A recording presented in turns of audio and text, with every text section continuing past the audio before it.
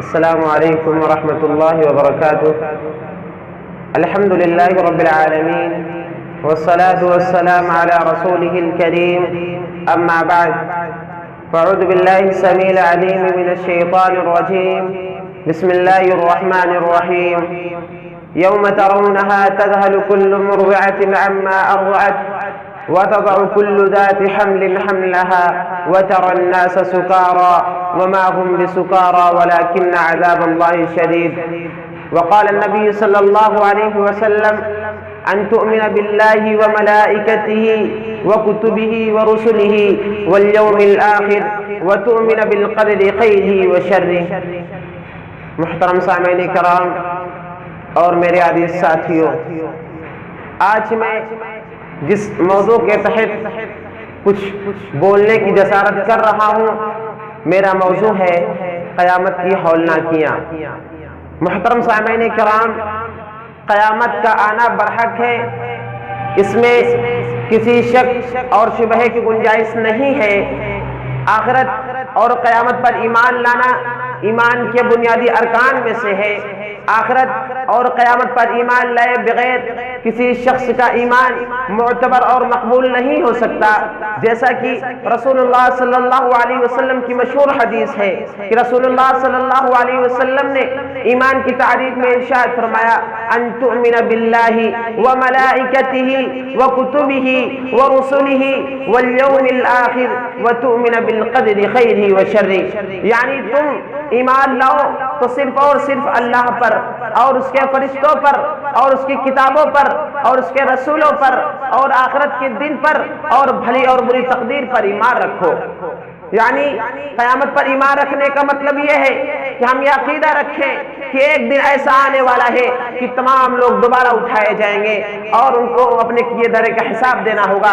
ارشاد ربانی ہے، یوم یقوم الناس لرب العالمین، یعنی جس دن سب لوگ اللہ رب العالمین کے روبرو کھڑے ہوں گے، اور یہ دن بہت ہی سخت اور ہولناک دن ہوگا۔ اس دن سب لوگوں پر نفسی نفسی کا عالم طاری ہوگا۔ اس دن کی سختی اور ہولناکی کا تذکرہ قرآن کریم اور احادیث مبارکہ میں جگہ جگہ اور بار بار کیا گیا ہے۔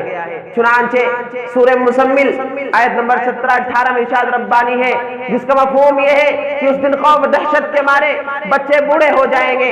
فَكَيْفَ تَتَّقُونَ إِن كَفَرْتُمْ يَوْمًا يَجْعَلُ الْوِلْدَانَ شِيبًا۔ سورہ حج آیت نمبر 2 میں اللہ رب العالمین نے قیامت کی شدت اور اس کی ہولناکی کا تذکرہ ان الفاظ میں بیان کیا ہے، یوم ترونها تذهل كل مرضعة عما أرضعت وتضع كل ذات حمل حملها وترى الناس سكارى وما هم بسكارى ولكن عذاب الله شديد۔ یعنی روز قیامت ایسا ہولناک اور پریشان کن ہوگا۔ اس دن شفقت و محبت کا پیکر ممتا کی ماری ماں اپنی آنکھوں کی ٹھنڈک جگر کے ٹکڑے اپنے دودھ پیتے بچے سے غافل ہو جائے گی، اور اس دن کی ہولناکی کا عالم ہوگا۔ اس دن تمام رشتہ دار دوست احباب ایک دوسرے سے نظریں بچائیں گے، کوئی کسی کا پرسان حال نہیں ہوگا۔ اللہ رب العالمین قرآن میں ارشاد فرماتا ہے، یوم یفر المرء من اخیہ وامہ وابیہ وصاحبتہ وبنیہ لکل امرئ منہم یومئذ شأن یغنیہ، یعنی قیامت کے دن آدمی اپنے بھائی سے، اپنی ماں سے، اپنی بیوی بچوں سے بھاگے گا۔ اس دن ہر شخص کا الگ ہی معاملہ ہوگا جو اسے دوسروں سے بے پرواہ کر دے گی۔ سورہ زخرف آیت نمبر 67 میں اللہ رب العالمین نے ارشاد فرمایا، وخشعت الاصوات للرحمن فلا تسمع الا همسا۔ اس دن آوازیں اللہ رب العالمین کے سامنے پست ہو جائیں گی اور تم سوائے خسر اور فسر کے اور کچھ نہ سنو گے، اور سارے لوگوں کی گردنیں اللہ حی قیوم کے سامنے جھکی ہوں گی۔ وعنت الوجوہ للحی القیوم، اس دن بڑے بڑے سر کو سر جھکے ہوئے اور آنکھیں پترائی ہوئی بڑے بڑے ظالم جابر شاہان کا سارا کروں پر شان و شوکت کا فور ہو جائے گا۔ اس دن صرف اور صرف احکم الحاکمین کی حکمرانی ہوگی۔ رب العالمین فرمائے گا، لمن الملک اليوم، آج کس کی حکمرانی ہے؟ نمرود، فرعون، حامان، دارا سکندر، دنیا کے تمام نامی گرامی حکمراں اور جلیلیں موجود ہوں گے، لیکن کہیں سے کوئی آواز نہیں آئے گا، ہر منہ بند ہوگا۔ رب العالمین کی طرف سے جواب آئے گا، للہ الواحد القہار، آج حکمرانی ہے تو صرف اور صرف اکیلے غالب برتر اللہ رب العالمین کے لیے ہے۔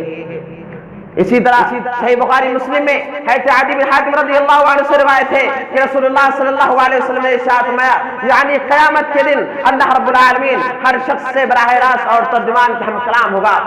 بس انسان اپنی دائنی جانب نظر کرے گا تو ادھر اس کے بھیجے اعمال نظر آئیں گے، اور اب بائیں جانب نظر کرے گا تو ادھر اس کے کرتوت دکھائی دیں گے.